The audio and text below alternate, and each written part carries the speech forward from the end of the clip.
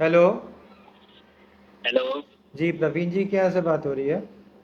हाँ जी, बोलिए।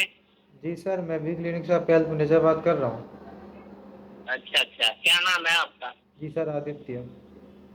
आदित्य जी, बताइए। जी सर, रीना जी की दवाइयाँ चल रही थी ब्लीडिंग पाइल्स की, उसमें कितना परसेंट तक आराम हो गया मैम को? तो आराम है, लेकिन बाद में दिक्कत हो जाती है। अभी सर देखिए, उनको आराम तो हो गया लेकिन उस समय परहेज करें वो सर, ठीक है? अच्छा अच्छा, एक सेकंड रुकिए सर, मेरा एक इम्पोर्टेंट कॉल आ रहा है। ठीक है मैम को। हाँ, आराम तो हो गया है। चलिए चलिए, अच्छी ठीक। बात। जी जी, बाकी दवा से तो कोई दिक्कत समस्या नहीं हुई थी?